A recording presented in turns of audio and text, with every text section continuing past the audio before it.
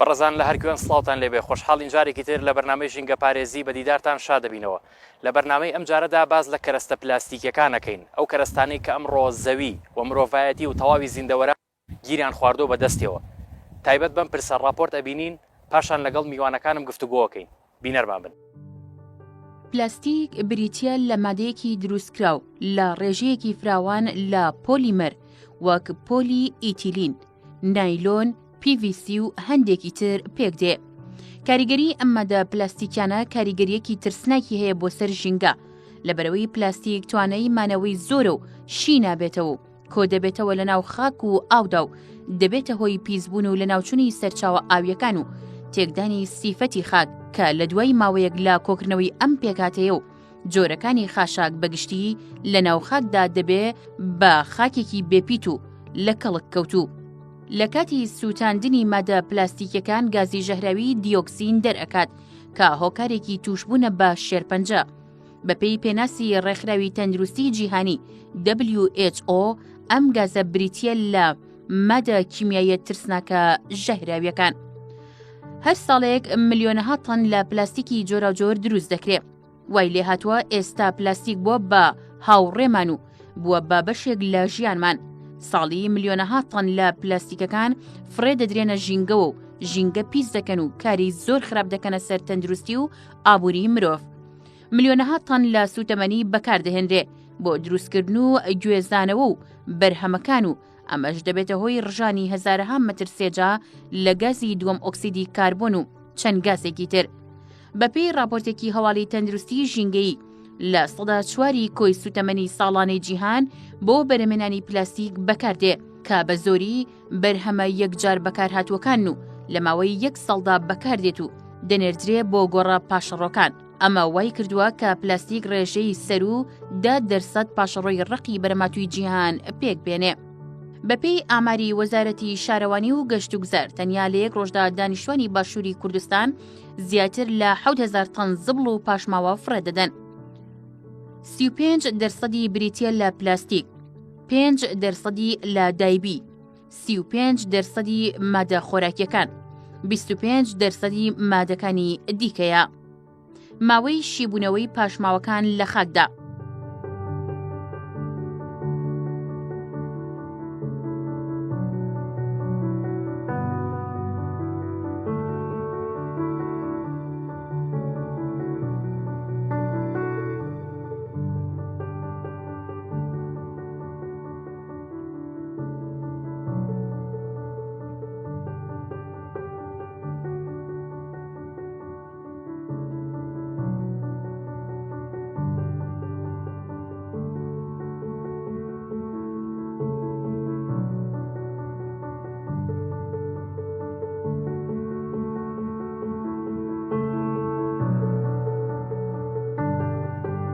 بینەرانی بەڕێز دووبارە سڵاوتان لێبێت. لەگەڵ میوانەکانم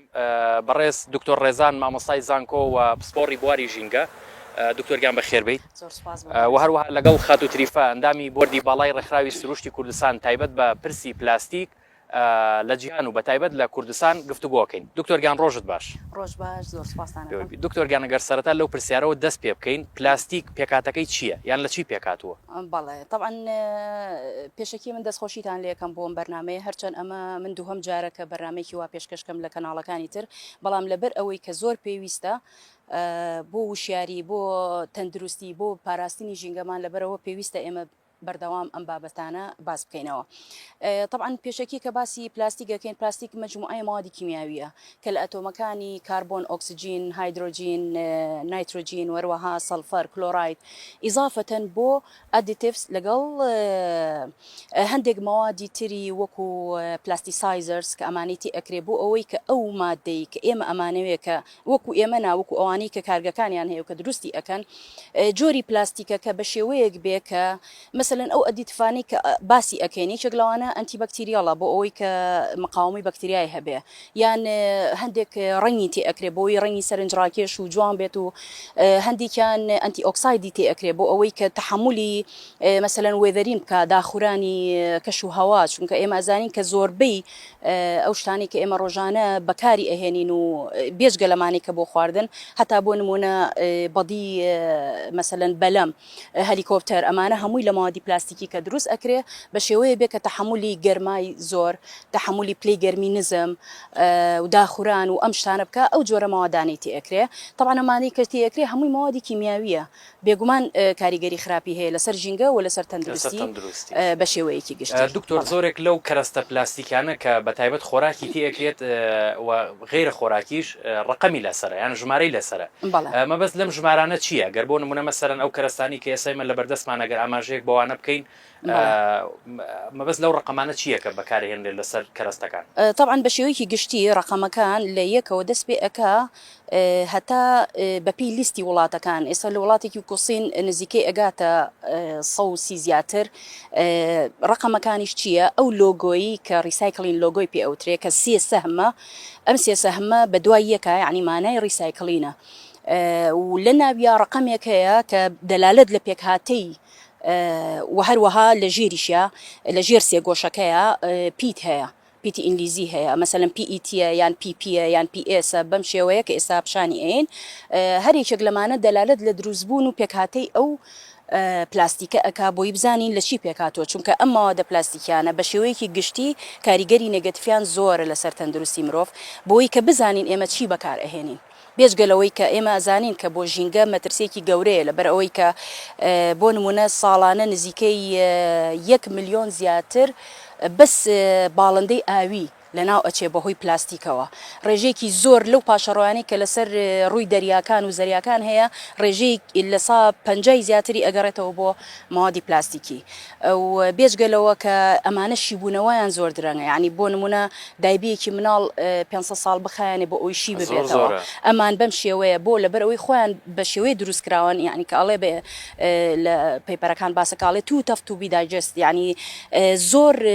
تونگن یعنی مەجای ئەوە نایە کە مەسەر مایکرۆۆرگانیزم بتوانێت شی بکاتەوە بە شێوەیەکی وا دروستکراوە هەشما ئەشزانین کە پلاستیک مەسەرەن خۆمان ئەمانەوێ مەسەرەن جاری وا هەیە چەند جار ئەکەوێ ناشکێ یان نابڕێتەوە یان شتێک ئەمە معنای ئەوەی پێکاتەکەی بە شێوەیە دروستکراوە ئەو ماوەدە کیمیانی وا بە شێوەیەک تێکراوە کە زۆر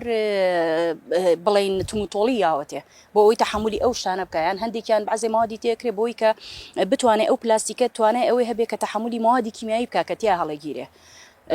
باسی ژمارەکان بکەین بەنسبەت زیانەکانمان زانی کە پلاستیک بەجددی زیانێکی زۆری هەیە هەم بۆ مرۆڤایەتی و هەم بۆ تەواوی زیندەوەرانیش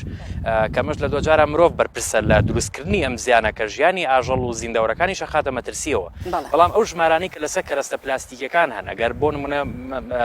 ژمارە یەک یعنی پێکاتەکەی چییەوە چۆنە ئەگەر باسی ئەومان بۆ بکەوە لەم نمونانە پێمان پیشان ژمارەیەک طبعا یەکەم شت لە پەیپەرەکان کە باسەکرێ لە ئارتیکڵ لە هەمووی ئەوانی کە ئەم ریسێرچانە ئەکرێ باسی واکرێ کە پلاستیکێک ڕقەمی لەسەر نەبوو نابێ دەستی لێبیرێ نابێ بەکار بهێنرێ مەترسیدارە بە هەموو زۆر مەترسیدارە بەس بەداخەوە ینی ئەم سامپڵانەی کە لە بەردەمی ئێمە ئەمانەیان هیچی لەسەر نییە و لەوانەیە بەڕێزێک بڵێ هەیە لەسەر لەزگەکەی هەیە بەس نەخێر نابێ ئەبێ لەسەر پلاستیکەکە هەڵکۆڵڕابێ ئەم لۆگۆی ریسایکلینە ئەبێ هەڵکۆڵڕابێ لەسەر پلاستیکەکە هەبێ بە شێوەیە گەگرم پلاستیکە ینی هەر شتێکی بەسەرا بێ ئەوە هەر بمێنێتەوە ئەمە یەک دووهەم بەنسبەتی ئەمە ئەوانەی کە ڕقەمیان نییە کە ئەمانەش ئەگرێتەوە ئەم سامپڵانە ئەگرێتەوە لەسەرمان هەڵوێستە بکەین ینی ئەمە بۆ نمونە ئەم جۆرە بیبسی کە لە بەردەمای ڕۆژان لەیان هاوڵاتیانەوە بەکارە هێنرێ ئەو شیر وەم کەرەستە پلاستیکانەی تر ڕۆژانە لە کاتی گەشتکردنوانە بەشێک لە گەشتیارەکان بەکاری هێنن بۆ بەکارهێنانی خۆراک بوت بە تایبەتیش خۆراکی گەرمی تێکرێت لە کاتێک ئەوەکەوەی کە بەڕێز دۆک و پسپۆڕێک ئاماژەی پێکەی بە هیچ جۆرێک نابێم کەرەستانە بەکار بهێنرێت و نابێت بۆ خۆراک بەکاربێنرێت لە کاتێک شاکەمە بەشێکان لە کارگەی ناوخۆی دروست ئەکرێن و ئاوی تێکرێت و بەشێکی دیریشان لە دەرەوە هاوردی کوردستان ئەکرێت و ڕێگەشە دێت و لە ناو بازاڕ و مارکێتەکانی ئێمەشا هەیە بەداخەوە نابێ بە هیچ شێوەیە ئەوانەی کە ڕقەمیان لەسەر نییە بەکاربێنرێت چوە کە ڕقەمی لەسەر نەبوو ینی مانایەوەی نازانین لە چی پێکاتوە ئەگەر نەزانین چۆن بەکاری بێنین بەنسبەت ئەمانی ترەوە کە ئەمە سامپڵەکانیانن ڕقەم یەک ئەمەیان لەسەری نەبوو ئەمیش ئەم دوانیان ئەمانە ڕقەمیەکە ئەگەر نازانم دەرئەکەوێت عزیێت نەبێ ئەم سێ سەحمەیە کە شێوەیەکی سێگۆشەی هەیە لە ناوەڕاستیا ژمارەیەک هەیە و لە ژێریشیا چەند پیتێکی ئینگلیزی هەیە ئەمەیان PET ینی پۆلی ئێتیلین تێرەفتالەیت کە ئەمە یەک جار ئەبێ بەکاربهێنرێ بەداخەوە ئێمە چین ئەمانە ئەڵێن وڵا ئەمە جوانە وڵا ئەمە بەقووەتە چەندین جار ماوادی تێ ئەەکەین و زۆر ماوادیشی تێ ئەەکەین هەیە ئێخاتە ناو فرێزەرەوە هەیە ئێخات مەسەلەن ڕوبەهەنار وشتی ترشی تێ ئەەکەن نابێت ئەمە کە ڕقم یەک بوو یعنی مانای ئەوەی یەک جار ئەبێ بەکاربێنرێ بەس لێرە ئەمە دەستمان لەوە نییە کە ئەگەر یەک بوو دوو جار سێ بوو سێ جار نەخێر ئێستا یەکەیەکە لەسەر ڕقەمەکان باسی یەکەم بۆ ئەوەی کە بەڕاستی ئەم بە ڕێزانێکی جوان لە ئێمە زیاتر ئیسیفادە بکەن ئەمە بەنسبەت ڕقم یەکەوە ڕقم دوو ئەمەیان سەیفترە یعنی مەجای ئەوەی هەیە کە بەکاربهێنرێتەوە ڕیوز بێت جاری تر بتوانین بەکاری بێنینەوە ئەمە بەنسبەت ڕقم دووەکەەوە چکە سەلامەتترە بەنسبەت تەندروستی مرۆڤەوە ڕقم سێکەی ڕقم دووەکە طبعاً های دێنستی پۆلی ئیثیلینە پێکاتەکەی ڕقم سێ کە PVC ینی پۆلیڤینال کلۆرایدە کە ئەمە ئێمە زانین PVC لە دەرگا و پەنجەرە و حتا لە بۆری ئاو و لەم شتانە بەکارەهێنرێ بەڵام بەداخەوە ئێمە هەرچەند خۆی مەفروزە ئەم کیسی ئەنلاگانە ڕقم چوار بێ چکە چوارەکەش سەیفە ینی بڵێن سەلامەتە بەڵام ئێمە بەداخەوە ڕقم سێکەمان ئەمانن کە ئەوەش لەبەر ئەوەی ئەم مادەیە فتالەی دەرەکات ئەو مادەیەش زۆر مەترسیدارە بۆ جگەر بۆ گورچیلە و هەروەها بۆ تێکدانی کۆندامی زاوزێ بە تایبەتی هۆرمۆنی ئیسترۆژینیش لە هۆرمۆنەکان تێک ئەیە و زۆریش باسەکرێت کە لەوانەیە کارسینۆجینیک و میوتاجینیک بەس زیاتر ئەو علاقەی نایلۆن و سفرەی سەفەری ئەو کەرەستان سفرەی سەفەریە علاقەی نایلۆنە پەنگوینە ئەمەی کە بەکارەهێنرێ و زۆر کەس شتی تێکاوی خاتە فرێزەرەوە ئەمانە ئەوەی کە باسی کەرەستەکانی تر بکەی پێم باشە کە مەلای میوانەکەش چکەوان پرۆژەیەکیان هەبوو خەت و تریفەیە و پرۆژەی بەکارهێنانی تورەکەی قماشی خامی دۆستی ژینگەتان هەبوو لە جیاتی کیسەی نایلۆن وەکو بەدیلێک کارتان لەسەرەوە کرد ئەو پرۆژەیە گەیشتۆ بەکوێ و گرنگی ئەو پرۆژەیە چییە بۆ پارێزگاریکردن لە ژینگە خۆی لە 2012 بۆ 2013 لە بەریتانیا هەڵمەتی تورەکەی سپی ئێمە پێڵێن هەڵمەتی سپی یاخود بەکارهێنانی تورەکەی سپی نەک تورەکەی قوماش چکەوە نازناوە ئەلمەکەیت یاخود جیهانەکەیتی کە دراوەپی لە بەریتانیا ئەمە بۆ یەکەم جا لەلایەن کۆمەڵە گەنجەوە کاری لەسەر کرا و بڵاو کرایەوە لەلایەن خەڵکەوە بۆیە شاژنی بەریتانیا بیرۆکەکەی لا زۆر پەسەند بوو وە پشگیری کردن لەوێ بڵاو بوو ئەم هەڵمەتە و سەرکەوتو بوو لە 11 2015 ڕخراوی سروشتی کوردستان بیرۆکەی ئەوەی هەبوو لە باتی ئەم علاگە نایلۆنی کە دکتۆرە باسی کرد و زیانەکانی باس کرد کە پێویستە ئێمە لە دێر زمانەوە بەکار هاتووە بۆشتی گەرم بەکار هاتۆ بۆ خۆراک بەکار هاتۆ کەمە هەمووی دش بە ژینگە و دش بە تەندروستیەوەنێ دکتۆرە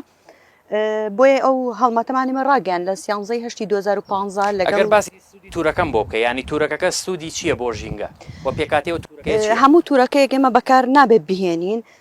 ئێمە تورەکەی خام بەکارێنین کە لە پەموو پەشمەک بەکارێ دروستەکرێ لە لۆکە دروستەکرێ بۆی ئەمە زیانی نییە بۆ هیچ تەندروستی مرۆڤ وە بۆ ژینگەکەش و لە لایەکی کەشەوە ئەتوانین ئێمە چەند جارێک بەکاری بێن دەتوانین بڵێن سەجار بەکاری بێنیتەوە کاتێککە بەکارهێنا بۆ بازاریکردن بێ یاخود بۆ هەر شتێکی دیکە بێ کە لە ئەتوانین بۆ خۆراک هەڵگرتن لە ماڵەوە لە شوێنی کۆمەڵە شوشات کە بەکارێنێ بۆ پاراستنی خۆراکەکانیان بەکار بهێنرێت دواتر بشۆرێت و هەم بەکار بێتەوە جارێکتر ینی ئەتوانێمە بۆ چەندین جار بەکاری پرۆژتان گەیشت بەکوێ ئەو پرۆژەیەمان لە ئێستاە ئێمە پرۆژیاسێکمان نووسیوە لە بەردەست بەشی یاسامان نبوو پرۆژەکە ئەتوان بڵێم گەشتۆتە قۆناغی کۆتایی بەڵام تا ئێستا پێشکەش بە هیچ لایەنێکی پەیوەندیدارمان نەکردووە لە ماوەی ئایندەیە دواتریش باسی پرۆژە یاساکە کەین بەڵام بە تایبەت تورەکە قوماشەکە زۆر بەلامەوە گرنگ بوو کاماژت بۆ کردەمە پێکاتەکەی لە پەموو لۆکە دروست کراوە و ئەگەریش فڕێ بدرێت لە ناو سروش تاتوانێت شیل بێتەوە شی ئەبێتەوە لەم فترەیەکی زەمەنی کەمە سروشتەوەی بۆ سروشت بەڵێ. و بەکارهێنانیشی بە بەراورد لەگەڵ علاگە بۆ ژینگە گرنگە و ئەتوانرێ بۆ چەندین جار بەکار بێنرێتەوە کەمە زۆر پێویستە بەتاکی دەتوانین سەجارەمە بەکاربێنینەوە نەک یەک جار و دوو جار. دەست خۆش بێت دکتۆر گیانەگەر باسی ژمارەی تری کەرەستە پلاستیکەکان بکەین ژمارە 4مان تەواو کردووە ژمارە 3مان تەواو کردوتمان زۆر مەترسی هەیە ژمارە 4 باشە ئەویش لە سەیفەکانە ینی لەوانەیە کە مەترسی کەمە لەسەر تەندروستی مرۆڤ ئەمە ژمارە 4 بۆ نمونە لێرەیە ئەمە لۆ دێنستی پۆلیئیتیلینە ڕقم 4 لە ناو سێگۆشەکەیە و لە ژێریشە پیتەکان نووسراوە 5 سەیفە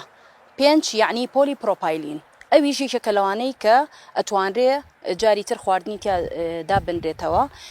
بەڵام ڕقم 6 کە پۆلی سایرینە کە ستایرۆفۆرمیشی پێ ئەوترێت کە ئەمیش یەکێکە لە کارسینۆجینیکەکانەوەی کە بنە هۆی توشبوون بە کانسەر و تێکدانی هۆرمۆنەکان بە تایبەتی ئیسترۆجین ئەمیش بە هەمان شێوە و زۆر کاریگەری تری هەیە لەسەر تەندروستی کە بەداخەوە سیرەکەین ئەم قاپانە زۆر بەوازەحی لەسەری نووسراوە PS کە ئەمە ئەگەر بەڕێستان پیشانی بن و هەروەها بەنیسبەت ئەم جۆرە لە ماستەکانیش کە عینەن شت پلاستیکەکەی PSە کە ئەویش هەر مەترسی هەیە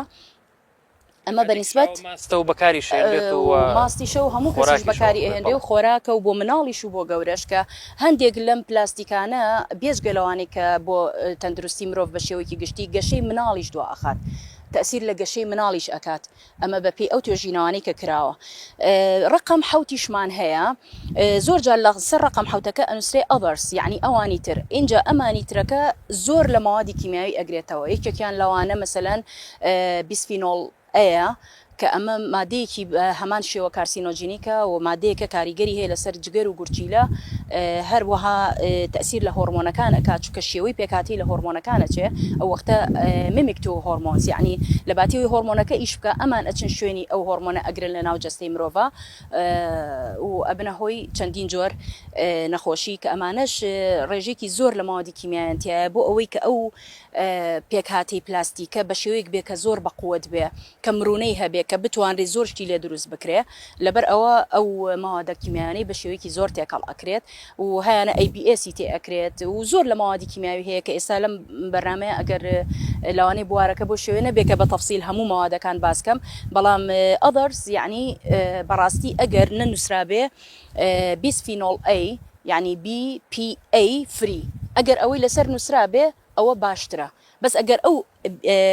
لەسەری ئەو فریە نەنووسرابێ ئەوە مەترسی زۆرە ینی ئەو پێکاتەیەش لە ناویا هەیە وەتە دکتۆر ئێمە ئێستەوەمانزانی بە تایبەت ئەو کەرەستانەی کە خۆراکین و غیرە خۆراکین ئەگەر هیچ جۆرە ژمارێکیان لەسەر نەبێ بە هیچ جۆرێک نابێت لەلایەن هاوڵاتیانەوە بەکار بهێنرێت واروە ئەو کەرەستانەی تریش کە ژمارەیان لەسرە بەپێی ژمارەکان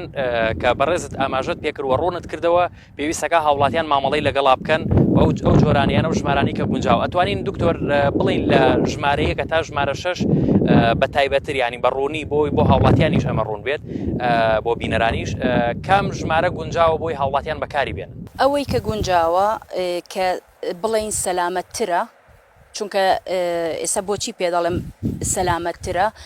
لەبەر ئەوەی کە پلاستیک بە شێوەیەکی گشتی هیچیان لە ساسە سەلامەت نین لەبەر ئەوەی کە با ئێستا جوابی پرسیارەکەی بەڕێزی بەمەوە ڕقمی یەک باشە بەس ئەبێ یەک جار بەکاربێنێ نابێت دوو جار شتی تێ بکرێتەوە یعنی ئەم مادە پلاستیکیانە ئێمە زۆر معلوماتمان کەمە لەسەری بەداخەوە هەتا بۆ نمونە لە ئارتیکڵەکان باسەکە ئەڵێ کیسی علاگەیەک ئەبێ بۆ ماوەی 12 دقە بەکاربهێنرێ بەس ئێمە دانین و چەند جار شتیتی ئەەکەینەوە و دووبارە زۆر جار هەیە دکتۆر ئەمە لە سەمونخانە و نانەوەخانەکانی ژیانی علاگە بەکارهێنرێت کە ئەو سەمونەیان ئەو خۆراکە گەرمە کە تێ ئەکرێت کارلێک لەگەڵ علاگەکە دروست ئەکات بۆ بەشێک شەوێت لە هۆکاری توشبوون بە نەخۆشی شێرپەنجەوەوانە بزەبت بۆ شێوەیە و جاری واشەیە گەر ملاحەزەتان کرد بێ علاگەکان ملەوە نیشە سوورە سەوزە زەردە سێرەکەی ئەوە ڕەنگەکەی دروست کردوێتەوە لەسەر ئەو خواردنەی کە تایەتی کە ئەوەش بێگومان ئەوە مەترسیەکی زۆرە اینجا بەنیسبەت ڕقم یەکەوە باشە بەس ئەبێ یەک جار بەکار بێت ڕقم 2 باشە و 4 5 بەڵام 3 و 6ەکە زۆر مەترسی هەیە و حوتەکە بە شەرتێ ئەگەر ننووسرابێ بیسفینۆڵ A فری یعنی BPA فری ئەگەر ئەوەی لەسەر نووسرابێ تۆزێ سەلامەترە. اینجا بۆچی باسی ئەوم کردوتم کە هەمووی بە شێوەیەکی گشتی لەبەر ئەوەی ئەمانە بە مروری زەمن بەهۆی خواردنەکەەوە بێکەتیایەتی بەهۆی پلەی گەرماوە بێ یان بەهۆی هەر کاریگەریەکی ترەوە بێ ئەمانە مایکرۆپلاستیک دروستەکەن. مایکرۆپلاستیک یعنی ئەوەی کە دەرکەوتووە ساڵانە نزیکەی 7,000 مایکرۆپلاستیک ئەڤێرێجی معدلی ئەوەیە کە هەر ئینسانێک وەریەگرێ بەهۆی مکاجەوەیە بەهۆی خواردنەوەی بەهۆی هەواوەیە بەهۆی لەگەڵ تەپوتۆزا کە ئێمە هەڵی ئەمژین. مایکرۆپلاستیکیش تقریبان ئەوانن کە پارتیکڵەکانیان نزیکی 5 میلیمترن. لەبەر ئەوە ئەمە کاریگەری زۆرە لەبەرەوەی هەم خۆی مادەیەکی بێگانەیە بە جەستەی مرۆڤ و هەروەها ئاژەڵەکانی تریش و هەروەها پێکهاتەکەشی پێکاتە کیمیاویەکەشی لێرەوە کاریگەری زۆر بێت لەبەرەوە ئەمانە زۆر کاریگەریان هەیە بە شێوەیەکی گشتی پلاستیک بەکارنێریەکان زۆر گرنگن و بەڕاستی زۆر مەترسیداریشن بە تایبەت ئێمە ئەومانزانی کە ئەمانە چەندە مەترسیان لەسەر تەندروستی مرۆڤەکان هەیە بەڵام لە ڕووی زیانە ژینگەکانەوە بە تایبەت ئەگەر ئێمە گفتوگۆ بکەین بۆ نمونە تەمەنی ئەم دەبە ئاوا یاخود تەمەنی ئەو کەرەستە پلاستیکانی تر کە لە بەردەسی ئێمەیە لە ڕووی تەمەنی وانی چەندێکی ئەوێ هەتاوەکو لە ناو خاکشی ئەبێتەوە. بەنسبەت مادە پلاستیکیەکانەوە ئەوانەی مەسەلەن هەیەە کە کەتیری لێ دروست ئەکرێ ئەوانەیان تۆزێشی بوونەوەیان ئاسانترە بەس ئەمانە بە ڕێژەیەکی زۆر ئەمێنەوە لە خاکە یعنی بە سەدان ساڵ ئەتوانی بڵێ ئەمێنێتەوە و خاکەکە تێک ئەیە ئەکرێتە ناو ئاو فڕە ئەیرێ ئاوەکە تێک ئەیە بەڵام خۆی وکو خۆی ئەمێنێتەوە وکو باسم کرد ینی زۆر لە ماوەدەکان هەیە کە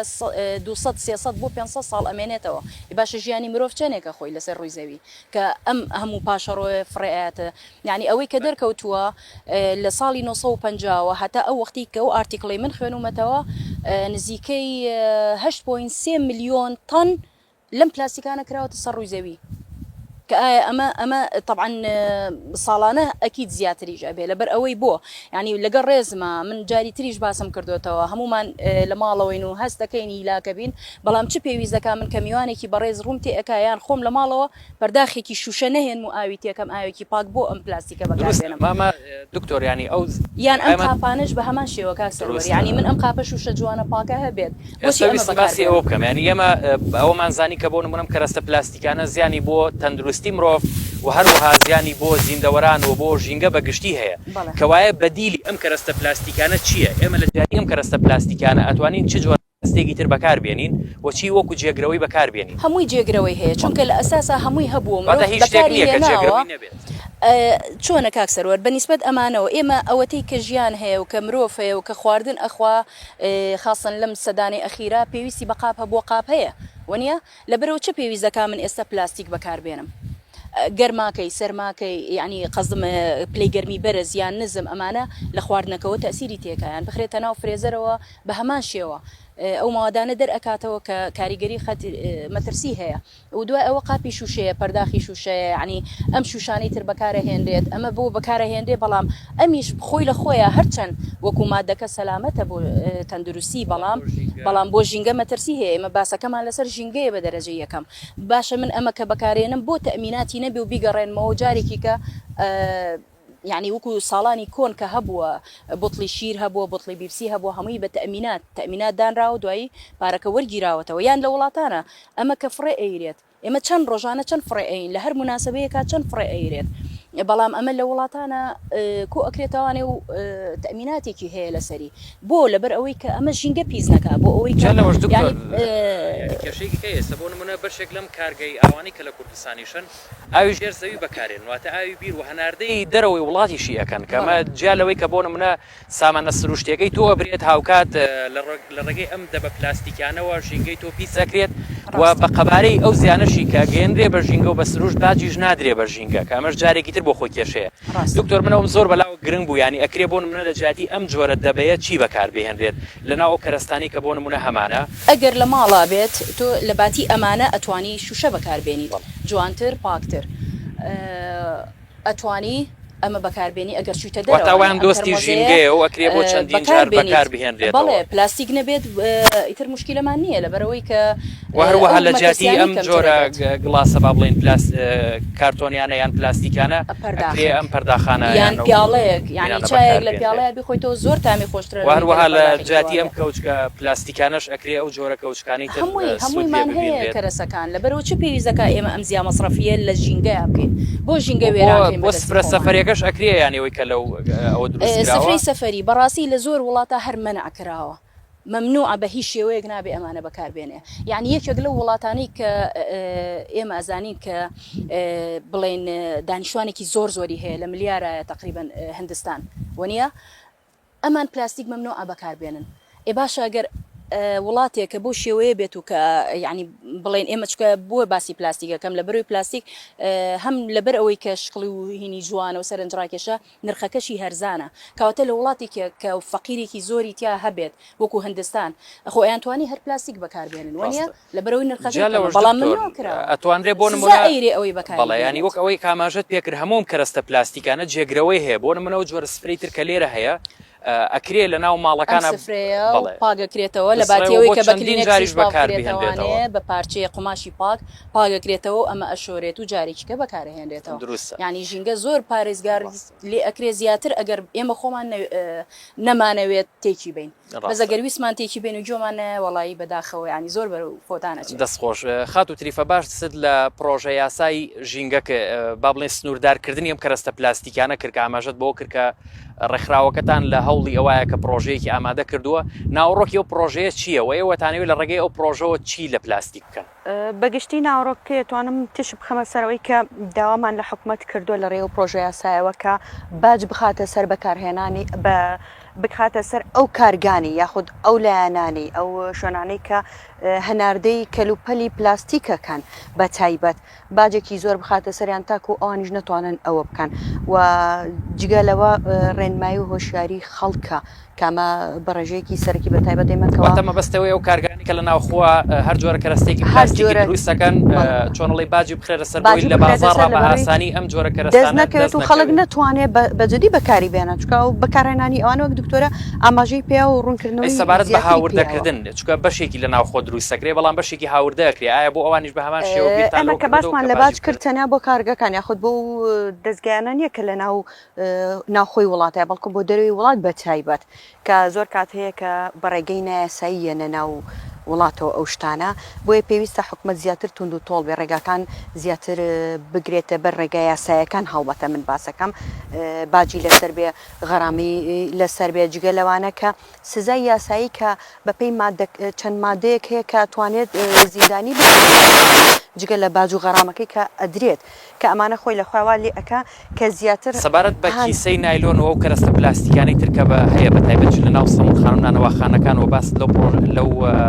باڵین تورەکە قماشە کرد کارتان لەسەرەوە نەکرۆکەوەش لە ناو پرۆژەکە جێگیر بکەن بەڵێ یەکێ لە خاڵەکان جێگیرکردنی ئەم تورەکەیە لە شوێنی ئەم علاگەیە دوابەدوای ئەم علاگەی نایلۆنە کە کاغەز بەکارهاتوورەکەی کاغەز بەکارهاتووە ئەو بە تایبەت لە سەمونخانە و نانەوەخانەکانە بەکارێ کە ئەو من ناڵم دۆستی ژینگەنیە بەڵام ئەویش خۆی لە خۆیان زەرەری هەیە و زیانی هەیە بۆیە لە بەدیلی کاغەزەکە و ئەلاگەکە ئێمە ئەمەمان جێگیر کردو کە ئومێ دەکەین هەرچەندە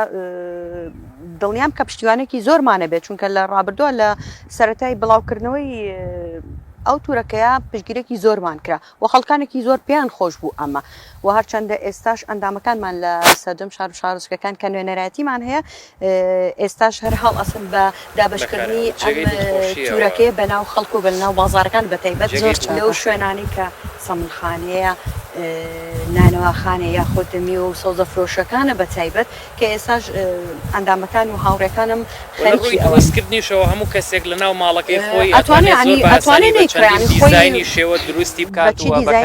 یاخود من بەبیرەمیان مناڵ بوو من دایکم هەرمانی بەکارهێنا و ئێستا ژێمە بەکاری هێنین یعنی ئەمە شتێکیەوە قورس نییە ئەگەر ئەتوانێت دوکاندارەکە بەکاری بێنێ یاخود بیفرۆشێتەوە بە کەسەکان بە بڕەپارەیەکی کەم ینی زۆر ئاسانێت تۆ بۆ پارێکی کەم دەستێ بکەوێ ئەتوانی بۆ سەدان جار بەکاری بێنیت ینی مرۆڤ یاخود کەسەکە خۆی زۆر سوودی لێ ئەبینێ کەوایە پرۆژەیە گرنگە بۆ ئەوەی کە کار لەسەر سنووردارکردنی پلاستیکەکان کات لە باشووری کوردستان جەختی لەکەین و برادرانیشمان ئەگەر کۆتا پەیامت بۆ هاوڵاتیان و بۆ بینەران لە سەبارەت بە دوورکەوتنەوە لە بەکارهێنانی کەرەستە پلاستیکەکان و بەکارهێنانی جێگرەوەکانیان چی ئەگەر کۆتا پەیامی بڵێ سەرەتا پەیامم بۆ شاخەوانەکانە وەک دکتۆرە ئاماژەی پێیان لە شوێن ئەو دەبێت ئاوا ئەمە بەکاربێنن کە زۆر زۆر ئاسانە و ساریشی نرخەکەشی زۆر گران نییە ئەتوانێت بەکاری بێنێت و هەموو کاتێکیش لە شاخوانەیە بەکاری بێنێ هەمیش بۆ ئەو دایکانی کە مناڵەکانیانە بنە دەرەوە ئەو بەکاربێنن بە شێوازێکی گشتیش ئێمەوە ڕوو لە بەهارەکەین و ئەچینە ناو وەرزەکانی بەهارەوە کە چەند مانگێکە خانێ و خەڵک ڕوو لە سەیرانگاکانەکە کە دوور بکەونەوە لە بەکارهێنانی کەرەستەی پلاستیک بە تایبەت قاپ و کەوچک و ئەو کۆمەڵ شتێکە بۆ گەشت بەکاریە و هەوڵ بن بۆ هەموو شتێک ئەم تورەکەیە بەکاربێنن کە زۆر زۆر باشە و زۆر زۆر دۆستی ژینگەشە. دەستخۆش سپاس بە زانەرەکانت. دکتۆر گیان وەکو کۆتا بەیامی بەڕێزی شت وەک ئاماژەی بەوە کرد کە ئێمە ئێستش وەک دەزانین لە بەهار و نەورۆزین و گەشتارێکی زۆریان هاوڵاتیان ڕوو لە ناوچە گەشتارەکانەکەن چۆن مامەڵە لەگەڵ سروشت بکەن و لە جیاتی ئەو کەرەستە پلاستیکانە چی بەکاربێنن و کۆتا پەیامی خۆشت بڵێ. بەڕاستی ئێمە وەکەوەی کە باسم کرد ئەمە ینی ینی زانیارێکی زۆر کورت و کەم بوو لەسەر ئەو مادە پلاستیکیان و مەترسیەکانیان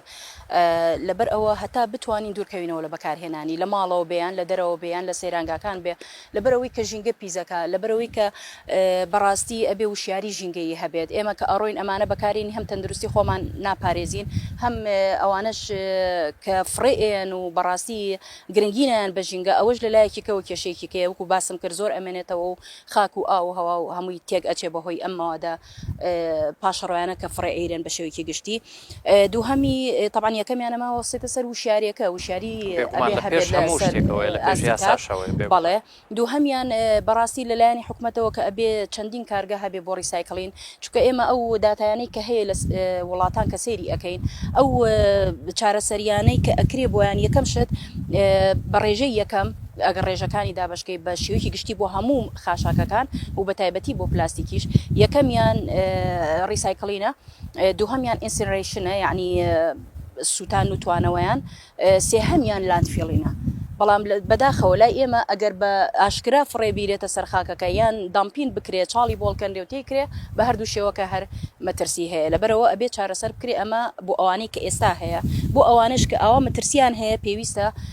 ڕێگری لێ بکرێت کە جارێکی کە نێت و ئێمە کێشەیەکی کەشمان هەیە کاک سەروەری عنی جاری وا هەیە بە دەستخۆشی و ئەڵێ لیژنەکان گەڕان و چەندین مەسەلەن چەند تەن مەوادیان گرت کە ئەکسپایر بووە باشە ماوادان لە ناو چیایە زۆربەی کات لە ناو پلاستیکایە دوای ئەبرێ ئەسووتێنرێ کە ئەسووتێنرێ طبعا موادی پلاستیکی کە ئەسووتێنرێ گازی دایۆکسین دەرەکا کە ئەم گازەش مەترسێکی زۆری هەیە لەسەر کێشێکی تریش لەسەر ئەوە هەیە ینی زۆر جارەیە بۆ منە مەسەرنەوە خۆراکانی کە هاوردەی کوردستان ئەکرێن لەلایەن وڵاتانی دراوسێەوە خۆراکان کە هێنرێن